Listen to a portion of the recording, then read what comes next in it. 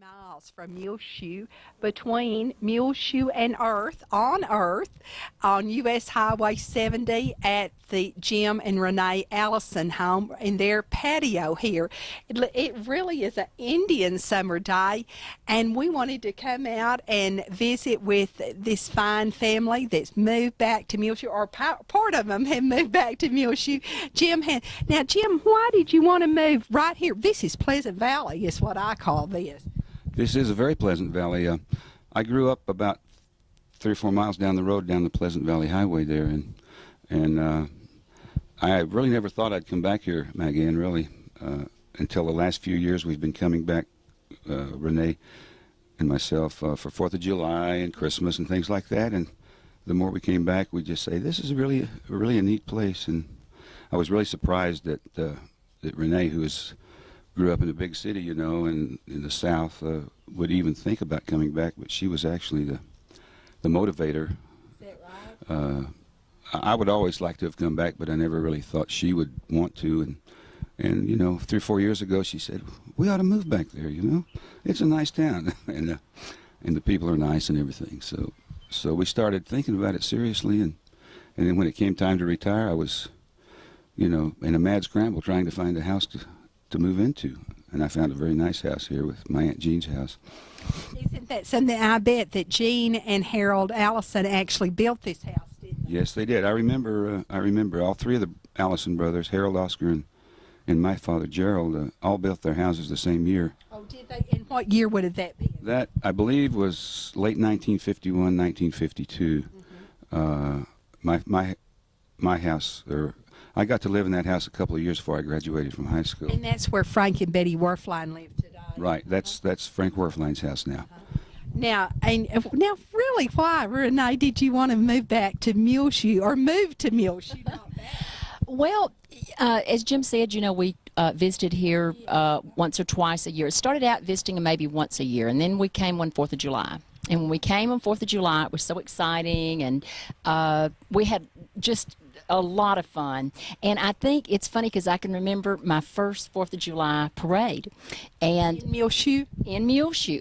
I had been to 4th of July before, obviously, but not in Muleshoe. And I remember sitting on the what do you call it, the sidewalk, the edge of the curb, on the curb. And I sat there, and it was just I don't know, it was almost a spiritual experience. Like, it was really weird. I started tearing, you know, and I just got so emotional. And I thought, why am I doing this? It was just such a neat, to me it was like what the 4th of July is all about, you know, why we're here, and the patriotism and everything. And I think that's maybe when I started to kind of fall in love with Muleshoe. It's just such a neat place. It's a very family-oriented place, and although our kids are grown and gone, it just, to me, seems like a great place to live. And if you can't raise your kids here, then you can spend your golden years, and which we're hopefully not there yet, but approaching. But it just seemed like a real neat place. So that aspect, but then also, of course, family. I come from a fairly small family, and Jim's family, as you know, is very large. And I really enjoyed being with the huge family, you know. A part of. Yes. I very much have enjoyed being a part of, pardon me, almost like a clan. It's just really a large family, and they're so loving, and the town being small, everybody knowing everybody, to me, it's just neat. I love it. Good. We love you too, don't we, Jim? I think that's universal. I must say, I think my large family, as she put it, loves her more than they do me, actually. Well, I understand why. Yeah. Now, Jim, your father was the late Gerald Allison, but your mother, Ethel, is still living, and she just lives right down the road from you. That's right. Mom moved to Lamesa several years ago when all of her children left Muleshoe, and has lived in Lamesa for the last 5 years or so. And just recently we moved her to Olton, which is like 25 miles down the road from my house, and which is very handy, and I get to see her a lot. That's good. And we bring her up here and have, her favorite thing is to go to Leal's, and where she can see everybody in town and to church, right? And That's special. Now, when you actually left Muleshoe, I guess you had just graduated from high school, right? yeah, although I went to Lubbock, I went to Tech, so I was still in the general area, although I did wind up going to summer school a couple of years, so I didn't spend a whole lot of time in Muleshoe after I got out of high school in 1954. But I was down the road in Lubbock, and I graduated from there in 1959. I managed to squeeze 4 years of college into 5. And so at that point, after I left the general area, I really hadn't been back except for visits in 40 years or so. What did you study, Jim Allison, at Tech? I was an electrical engineering student, and I managed to stick with it all the way through. Got my BS in electrical engineering in 1959. Now, when you were in school here in Muleshoe, what did you want to be? Did you ever have a goal while you were growing up? I know you must have spent some days out like this harvesting with your family. Were you saying never again when I can, or what was it? Exactly. In retrospect, some of those days were really a lot better than I thought at the time. But that's one thing that kept me going into the darkest days through college was remembering hoeing cotton and things like that, But yeah, I did spend a lot of time as a kid working the farm and stuff, and I think it was a good lesson for me and taught me a lot of values. But you asked me what I wanted to be, and I really very early on was very interested in mathematics and science. And I also had a secret desire to be a concert pianist, which will never happen. Did you take piano? I did. I took about a year's worth of lessons from Mrs. McKinstry, Granny, we called her, Jean and Sammy's mother. But I was like a junior in high school at the time, and I just got too late to start. Otherwise, I'm quite sure I would have been a concert pianist. But anyway, I was always very interested in math and in science. I remember Mr. Baldwin in the chemistry class was a very great inspiration to me. And Mrs. Paul in mathematics, she just opened the world of mathematics to me. And another teacher I had that I think had a great influence on my life was Mrs. Kirk in English. She was Jerry Kirk's wife, who was the principal at the time, and she taught me a lot about literature and English that has really helped me so much throughout my career, and just in the general enjoyment of life, So those 3 or 4, Mrs. Blackburn, another great teacher that helped me a lot, I think has really prepared me well to go on into life through college and further on. And it also speaks well of our Muleshoe school system, even back to the 50s. Right? Absolutely. I used to wonder, I was a little intimidated, I guess, when I first went to college because, we had the students from all the big schools, Dallas and Houston and everywhere. And I realized within a month or two, that I'm just as well prepared, if not better, than a lot of these guys. Mm-hmm. And I never had a problem, really. So when you graduated with your BS degree there in Lubbock at Tech, that was what year? That was 1959. And what did you take as your first job? Well, I took, things were pretty sparse for engineers at that period of time. I took the only offer I got, actually, which was with Boeing in Seattle. I remember, I'll never forget, I started out at $112 a week. $112 a week. Isn't that something? Yeah. And, of course, I was moving all the way across, about as far as you can get from here, all the way across the continent, away from my family and all. But we loved Seattle. It was a beautiful place, and we managed to enjoy the things it had to offer, and it was a good start for my career. I had some real good experiences while I was in Seattle, and learned a lot. I think got a good grounding in being an engineer.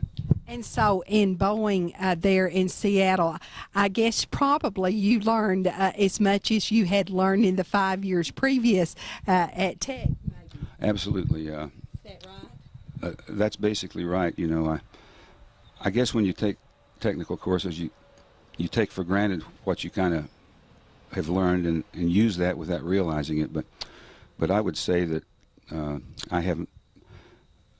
In order to do the job that I had to do, I probably didn't use 15% of what I actually learned in college. Mm-hmm. But I think the discipline of college and kind of schooled me in how to operate in a corporate world kind of thing, you know, or in a technical job.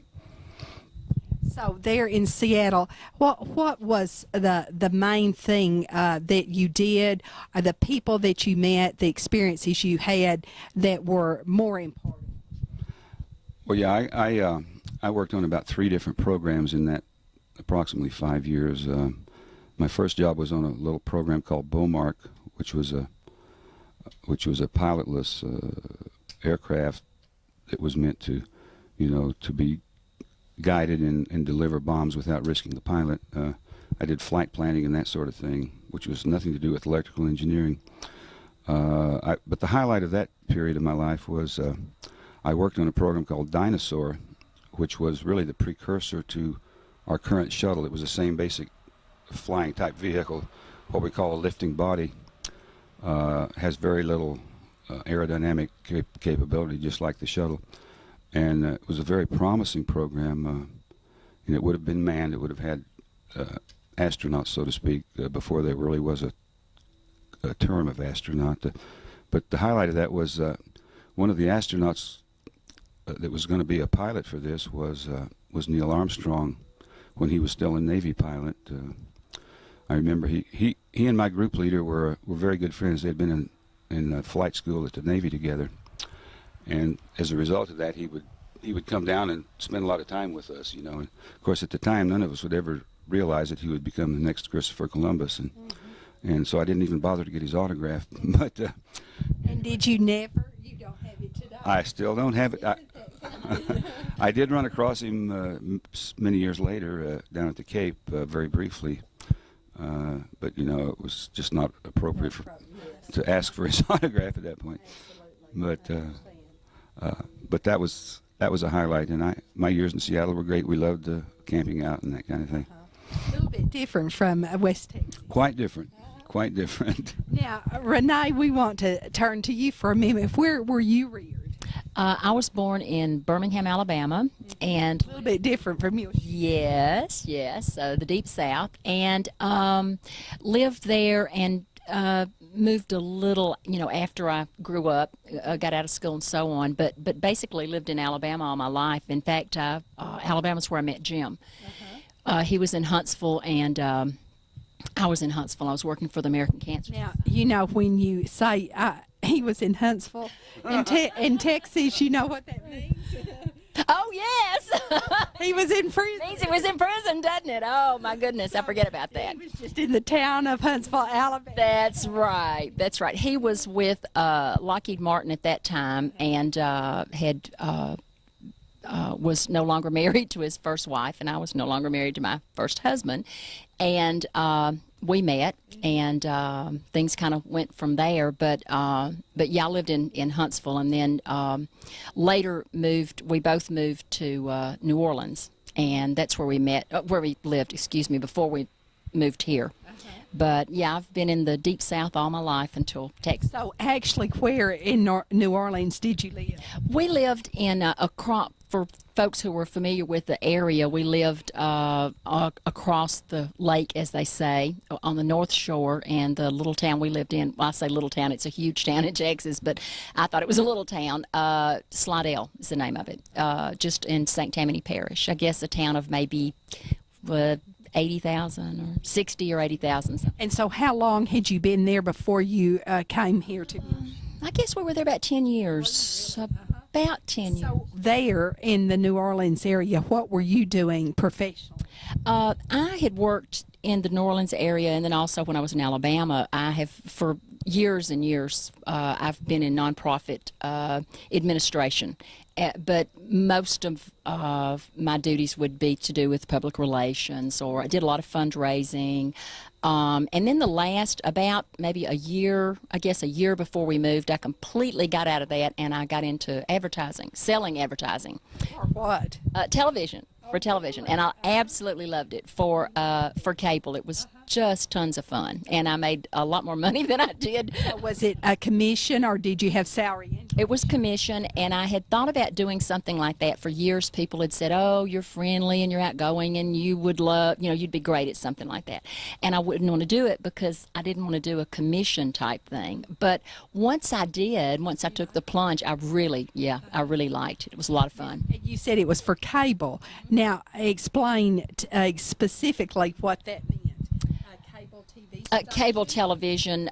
It was a cable, I guess, it was I forgot how many channels we had, maybe 21 different, your basic, like probably it comes out of Lubbock, maybe here, I would think. Yeah, it would. But now, for a cable company, yes, what I. And the advertising was run on what? On all the different channels, excluding the broadcast, like as you know, NBC, ABC, and so on. So it would be everything except the networks. And it was a lot of fun, and I did, like I said, it was just, I don't know, it was just different. We did our own little commercials, which was kind of fun, and got to get out and meet business people and so on. I had done a lot of that, but primarily I had done that in just the New Orleans area, and where I actually sold was on the North Shore. So that was kind of fun. It was right there at, yes, it was great. Now, what about, how did you actually get into your profession in the beginning and fundraising for nonprofit organizations? I just kind of happened into it, really. I had been a dental hygienist. In fact, that's what I was trained for and what I went to school for. And quite honestly, I got a divorce, and I had been working some as a dental hygienist, but I needed benefits. I really needed a job that I had benefits. And back then, this was many years ago, dentists really couldn't give you the benefits that they can now. And I'm sure now that dentists, their plans and so on for the employees, but at that time there weren't, and I had 2 kids, and I really, I needed benefits. And so I had a friend who was on a nonprofit board. This was the American Cancer Society, and she said, you'd really be good at this job, and I forgot what it was called. I think it was called field representative, but, it was just a jack of all trades. You did PR, and you did fundraising, and you did cleaned out the bathroom. Just about. And, special events, and I actually worked some with cancer patients, which was very interesting and rewarding and sad. It was a tough part of the job, but anyway, I got the job, and I loved it, and as I said, stayed in it for years and years and years, and I guess about at least 15 or 16 years. I forgot exactly how long, and just kind of got tired of it and wanted to do.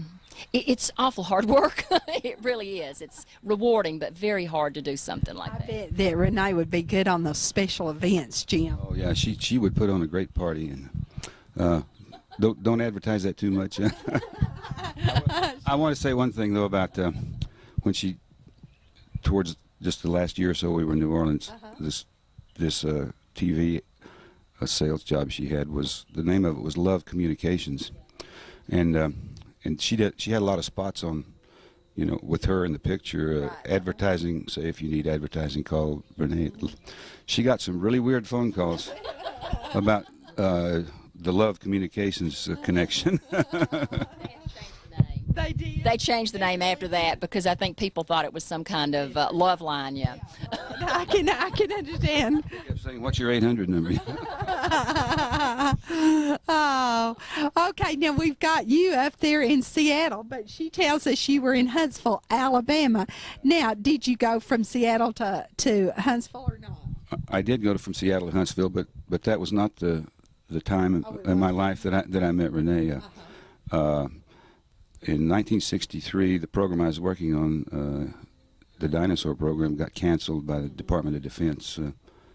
Robert McNamara and his hatchet men. And that was what, about Kennedy's administration? Yeah, that was just shortly before, I believe, Kennedy's assassination that the program got canceled, and so there was a lot of us that there was a lot of openings that Boeing had in Huntsville because we were just starting up the moon program, the Apollo program, and Boeing had the prime contract to build the booster for the moon program, the Saturn V, and so that looked like a better opportunity because things were pretty tight in Seattle after that program got canceled. So I accepted a transfer to Huntsville. Now with Boeing? With Boeing, right, with Boeing.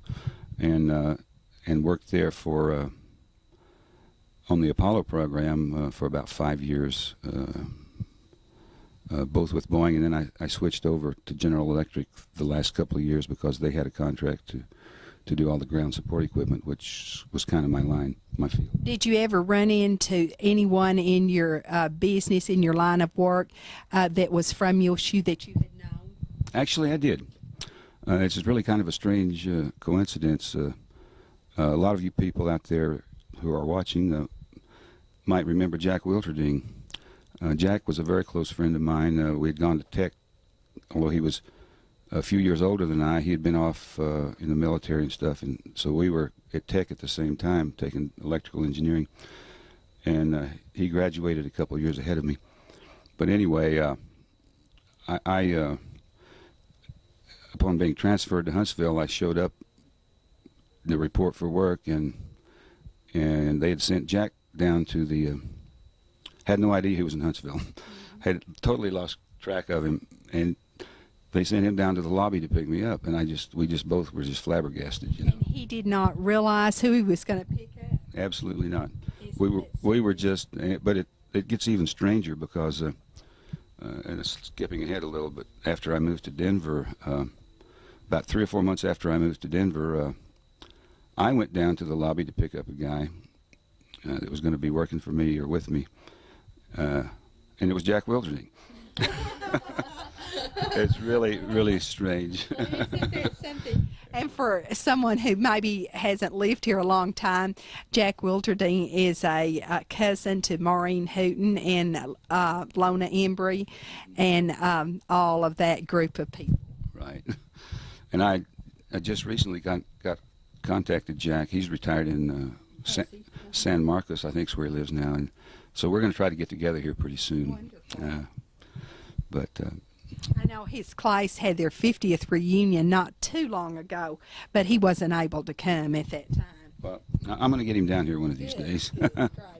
So now in Huntsville, tell us sort of what might have been the highlights of that stay, or the first stay in Huntsville. The second stay would have to be meeting Renee. Oh, undoubtedly. That was definitely the best thing that happened to me in the second stay. Well, I learned a lot I got into a whole totally different field of rocketry, you know, what people jokingly refer to as being a rocket scientist. So I learned a lot about the basics of rocketry, and I've used a lot since then. But I guess the highlight overall was meeting and getting to know Dr. Werner von Braun, who was the ex-German head of Hitler's rocket program, who surrendered to us right after the end of World War II, and became pretty much our USA NASA rocket expert, and definitely was the driving force to achieving what we've done in space in so many ways. Just a genius, you know. You may question his politics, but he was an absolutely superb scientist and administrator and leader of people. So I did get to know him. I actually had dinner with him and his wife and children one evening, and would see him, you know, occasionally at work because he was there at Huntsville all the time. And I know a lot of people who've worked very closely with him and just praise him to the skies as far as being a technical and administrative genius. Had you ever worked with anybody like that before, or even since? no one that has that celebrity. I've had a few people in my life that I really have looked up to as being extremely smart, you know, and but no one would ever have heard of them apart from that. But you know, there's always some really sharp people in that business, and they naturally do rise to a position of leadership, and So the actual space program, where did it start? Well, what period of time? I mean. well, actually, you can trace the beginnings of the country's efforts back to the 20s when Dr. Robert Goddard, who is called the father of rocketry, really, was doing his early experiments. He started out in Massachusetts in the 20s, and then relocated to Roswell, New Mexico in the late 30s, early 40s. In fact, my father, who grew up in Roswell, was born there and grew up, he used to tell me long before I had any thought of being in the rocket business, about this crazy scientist that everybody in town was talking about that was out there in the field, you know, shooting these little rockets off. And Dr. Goddard is really both the Russian and the German scientists that have taken up really where he left off, and they really credit him with laying a lot of the basic principles and foundation of rocket science. And I believe, isn't that why they have Goddard High School in Roswell? I'm sure it is. And also, there's a really great museum in Roswell, which they have put together his old original laboratory and his workshop, and they've got a lot of his old rockets that he was building, you know. And I would recommend to anyone who is the slightest bit interested in this kind of thing to go to Roswell sometime and go through the Goddard Museum there. It's just fascinating. And now, in Huntsville, where did you move after that? Okay, let me finish. Oh, okay, I'm sorry. Okay, go ahead. I got off on a tangent there.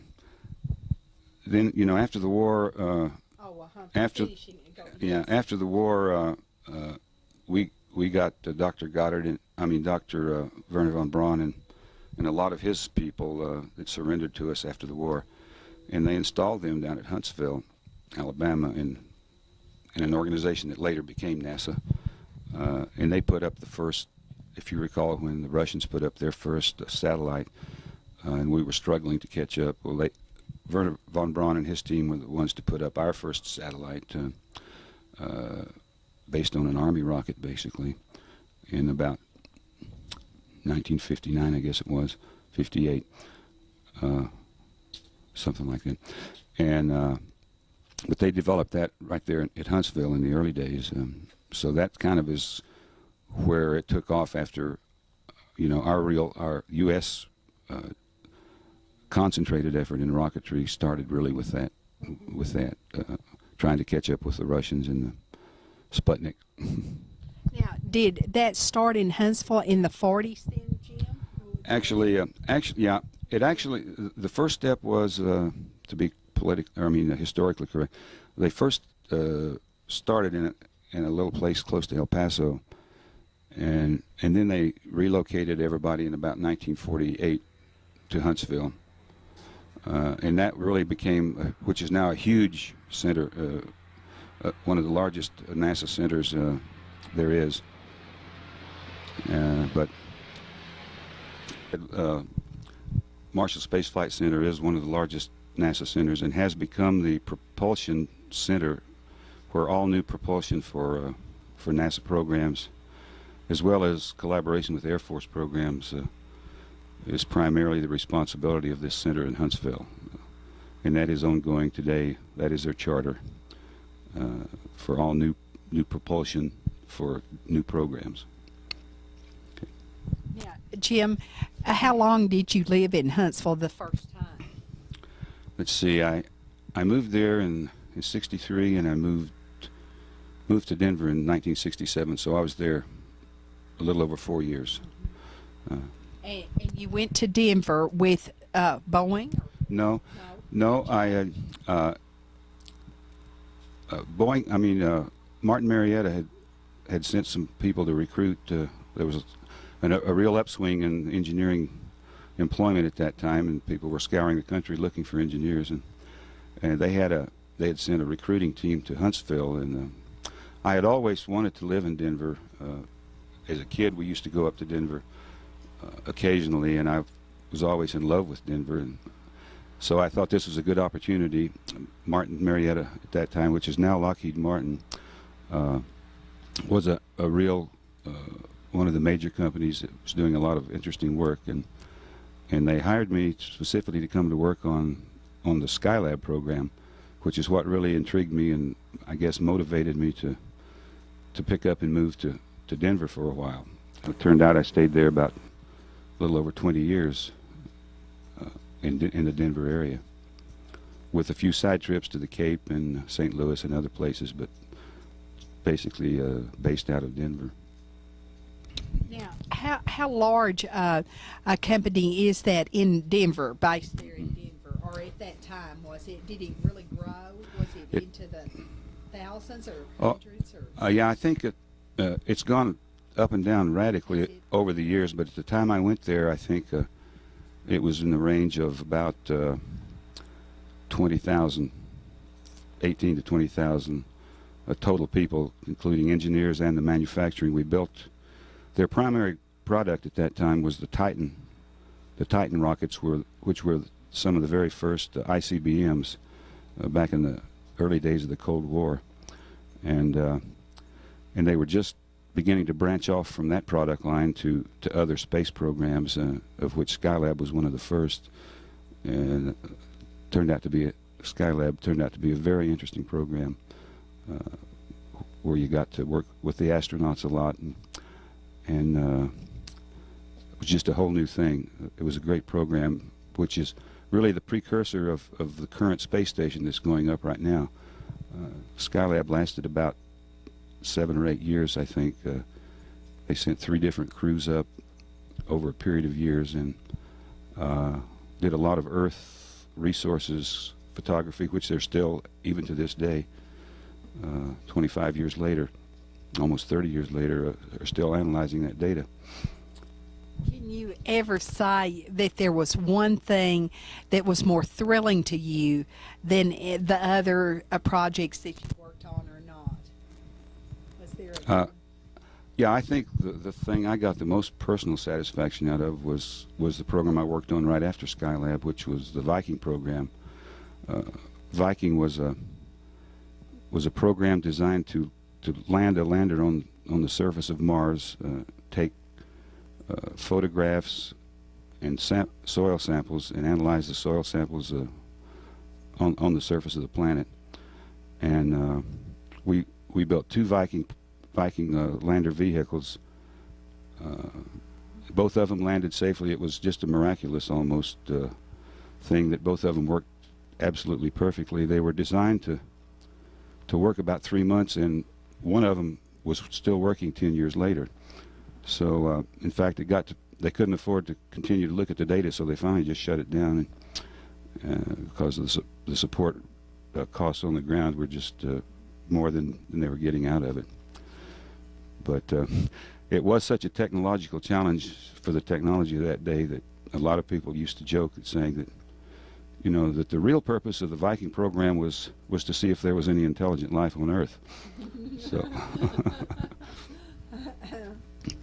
but that probably, from the technological achievement and how well it went, was probably the biggest thrill. Although working with the astronauts on the Skylab was, in a sense, a little more glamorous, I guess. But overall, I would say the Viking program was the most important thing that I've ever been a part of. And that was through Martin Marietta. That was right. Yeah, Martin Marietta had the contract to build the actual vehicle that landed on Mars, and integrate all the science experiments and that sort of thing, and then run the mission after we launched it. I was at the Cape for the launch of both of those vehicles. What kind of thrill is that? To actually be there on these launches? Well, it's a combination of a thrill and a very uneasy feeling of hoping the heck the thing doesn't blow up, or go off course. But yeah, there is nothing quite like seeing something that you have been working on for 7 or 8 years take off and see that it's going well. Now, talking about the things that were thrilling, there must have been some disappointments. Tell us at least one disappointment. Well, I would like to say I've never been associated with any failures. I guess my biggest disappointment was a program that we lost. We were in competition for this space station that's currently going up with always our number one competitor, which was Boeing. I spent about 2.5 years working on the proposal and the early studies. That, by the way, is the time that I moved back to Huntsville for a period of time, and it's the time that I met Renee. But we were just certain that we had won the program, and then when the announcement came out that Boeing had won it, it was a real bummer. That's how I wound up moving to New Orleans, because I had an opportunity after that. We lost that program to go work on the Shuttle program in New Orleans.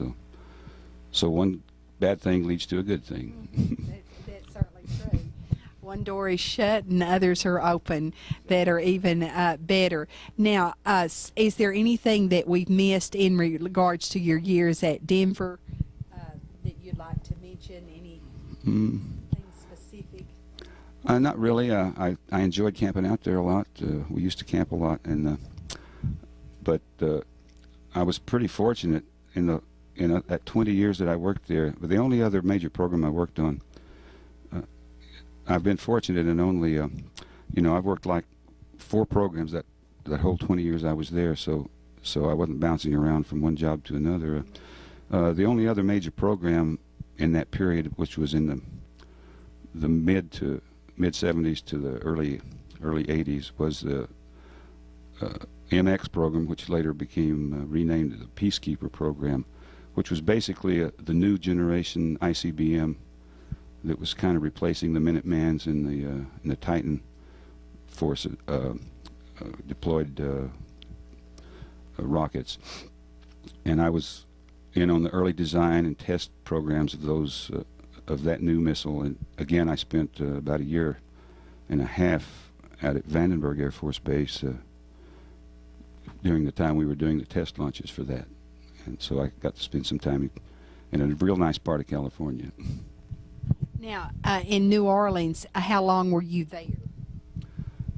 Yeah, I moved there in, January of 1988 and retired about 1 year ago. So I was there a little over 10 years. And most of that time I was working on another new concept, which was to take, let me explain, at New Orleans, the Lockheed Martin plant in New Orleans built the external tank for the Shuttle program. Those of you who've seen the launch on television, it's the great big orange-colored tank in the middle. And that was the bread and butter of that. But we were also trying to spin off a lot of new business based on that technology. And we were, the first several years, I was working on a concept to basically have an unmanned shuttle, which would not be manned and therefore would allow you to carry much more payload up into Earth orbit because you didn't have all the support stuff for the man. That program studied for about 5 years and finally died for lack of interest, I guess, more than anything. And then I got involved in a new technology on the tank, which involved the development of a new alloy called aluminum lithium. It saved a lot of weight of the current of the design that they have on the old shuttle tanks, and therefore allowed you to put a whole lot more payload into orbit, which specifically was required for the space station missions that are happening right now. We did launch the first aluminum lithium tank successfully about just about 1.5 years ago, shortly before I retired. And they've since that all the tanks now that are being launched are made out of aluminum lithium. It was a very tough development program. It's a very intractable material and it doesn't like to be welded. But we finally got the processes down, and it's becoming a fairly easy thing to produce now. Jim, How long total did you work in the space program? Well, let's see, from 1959 until 1998, so what, 39 years. 39 years. I never got laid off. Amazing. And what can you say? What was the thing that you were most surprised that developed during those years? That's something that you did not anticipate, that the space program would go that way, or something would be developed in that way, or they would make that decision? Or Yeah, there's a lot of things like that, I guess. I think probably the thing that's had the most profound effect on the world, really, in our lives is the need to miniaturize computers and optics and all of those instruments because of the payload restrictions, which is really what has led to the computer revolution that we have today. The fact that you can get a 10 times more powerful computer in your hand than what used to take up 2 buildings is largely attributable to the research that was done for both NASA and the military to allow us to get that technology on a booster that could actually lift it. So I think that's the thing that has affected people's life the most. But there were a lot of other things too that were thrilling at the moment. what do you think the future or direction of the United States space program is going to be? I think it's going to be, in fact, Dan Golden, who is the administrator, has pretty much said this, is a lot more space probes, well, apart from the space station, which we've already committed to, and it's eaten up an awful lot of the NASA budget. But beyond that, a lot of planetary probes you see occasionally in the news. Something that was launched 10 years ago, it finally reached its destination. There'll be a lot more of that kind of thing, I think. Mars, a manned Mars mission is very much in the planning stages for NASA. Those studies are well along, and I believe will happen as long as we can maintain public support for these kind of programs. What about any other people that we normally know their names that you worked with or met during those years, besides those that you've already mentioned in the interview already? Yeah. I'm not sure how familiar you'd be with some of these names. In a generic sense, I think I knew fairly well, or quite well, I believe it's 5 different guys that walked on the moon. Pete Conrad was one. The guy that used to be the senator from New Mexico, Harrison Schmitt. Let me think. I counted them up one time. I can't recall all their names right now. So I guess they're not that well known. It'll come to me right after this. But today, more importantly, are mules and Muleshoe in the Heritage Foundation than astronauts. That's the problem, Jim. Well, it's a change. That's okay. It's a change, but the challenge is about equal, I tell you.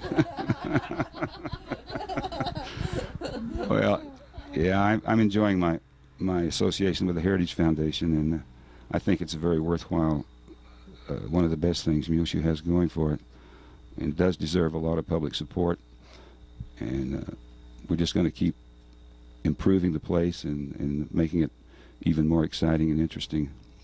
Well, I guess you're not disappointed that you came here. Oh, no. I love it.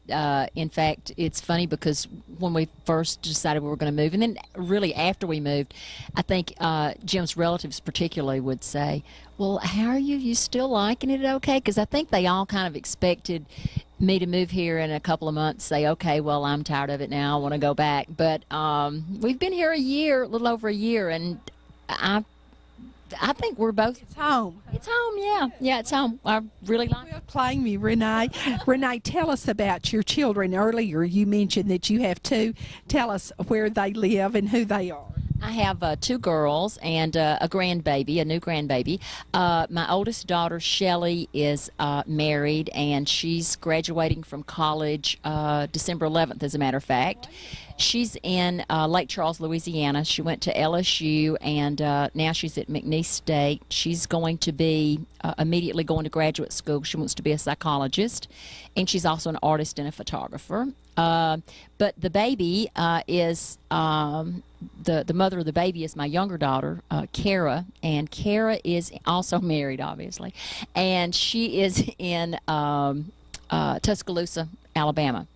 And right now, just being a mother, she was going to school for a while. She says she's going to go back to school, but I have a feeling she's going to put that on hold for a while and be the mother of my sweet little grandbaby. And What's the grandbaby's name? it's a little boy, and his name's Seth. And how old is Seth? He's about a little over 4 months old now. I'm going to see him next month, and he'll be close to 5 months by then. But cute as a button, of course.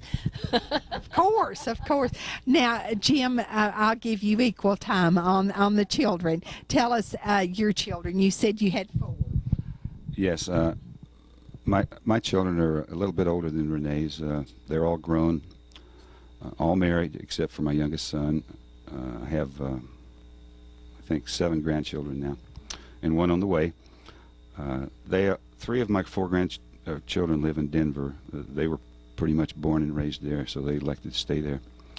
I have a daughter. My oldest daughter is in Nebraska, so I don't get to see her as often. Luckily, Denver's a pretty short hop from here. That's one of the reasons that made it attractive to live here. And we've seen a lot of my kids since we've moved back. In fact, we're having a big gang of them here over Thanksgiving. So that's an added attraction of being close to here. Now, tell me their names. Okay. The children's names. Okay, my oldest daughter is Leslie. She's the one who lives in Nebraska. Next is Scott, who lives in Denver. He's a construction supervisor on big buildings in Denver. Works for a large construction company. Matthew, I guess next is my daughter Laurie. Is the one who is about to give me a new grandchild. She lives in Denver also, and is working, but I think she's going to quit pretty soon when the baby is a little closer. And then my youngest son Matthew is not married. He lives in Denver also. He's just about to turn 30. His birthday is tomorrow, as a matter of fact, and I got to remember to call him tonight. So that's it. Well, you're a good daddy to remember that his birthday is tomorrow. Usually it's mother to say, do you remember? So that's very good, very almost unusual for a daddy.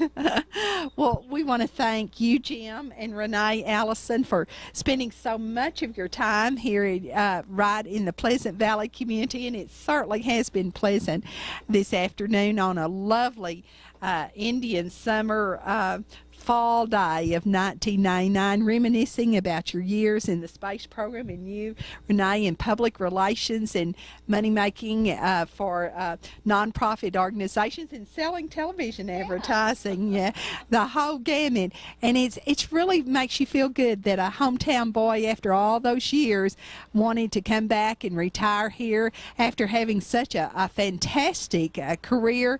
And I guess you could have never out on this golden plains of West Texas any fall afternoon imagined what life was going to have in store for you, could you, Jim? I absolutely couldn't, and neither could any of my friends.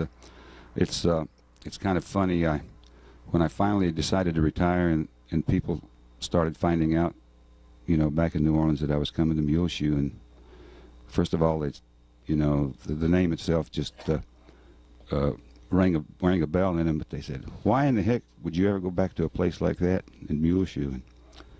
And I could understand that. I mean, they'd never been here to see how wonderful it is, and but what really started making me think twice again is when my friends in Muleshoe found out, and they said, "Why in the heck are you coming back to Muleshoe?" But if you can see how beautiful it is and how nice the people are, I think they would understand. Thank you so much.